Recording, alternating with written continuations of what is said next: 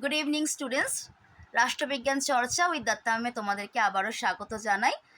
আজকের আমাদের টপিক হলো ভারতীয় সংবিধানের বিভিন্ন উৎসসমূহ, অর্থাৎ ভারতীয় সংবিধান রচনাকালে কোন কোন দেশ থেকে কোন কোন বিষয়গুলোকে ভারতীয় সংবিধানে যুক্ত করা হয়েছে বা অনুকরণ করা হয়েছে।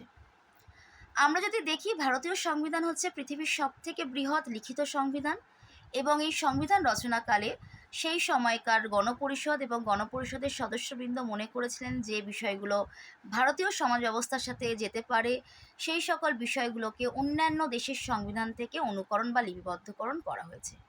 এক্ষেত্রে যে সকল দেশগুলির নাম উল্লেখযোগ্য সেগুলি হলো মার্কিন যুক্তরাষ্ট্র, ব্রিটেন, আয়ারল্যান্ড, দক্ষিণ আফ্রিকা, কানাডা, অস্ট্রেলিয়া। আজকে আমরা ব্রিটেনের উৎস সম্পর্কে আলোচনা করতে চলেছি, যেহেতু দীর্ঘদিন আমরা ব্রিটেনের আন্ডারে বা ব্রিটিশদের আন্ডারে ছিলাম অ্যাজ এ উপনিবেশ। তাহলে ব্রিটিশ সংবিধান থেকে কোন কোন বিষয়গুলোকে অনুকরণ করা হয়েছে সেগুলি নিয়ে আলোচনা করা যাক। প্রথমত হচ্ছে এক নাগরিকত্ব, আমাদের গণতান্ত্রিক শাসন ব্যবস্থা, সংসদীয় শাসন ব্যবস্থা, ক্যাবিনেটের গঠন, লোকসভার স্পিকার, বিধানসভার স্পিকার, এই সকল বিষয়গুলিকে আমরা ব্রিটেন সংবিধান থেকে অনুকরণ করে ভারতীয় সংবিধানে লিপিবদ্ধকরণ করেছি। আশা করি আমার এই ইনফরমেশনটি তোমাদের কাজে লাগবে, তোমরা এটা নোট ডাউন করে রাখতে পারো। ধন্যবাদ। আমার পরবর্তী ভিডিওতে আমি অন্যান্য দেশের সংবিধান থেকে কোন বিষয়গুলি ভারতীয় সংবিধানে যুক্ত করা হয়েছে আলোচনা করব। Thank you.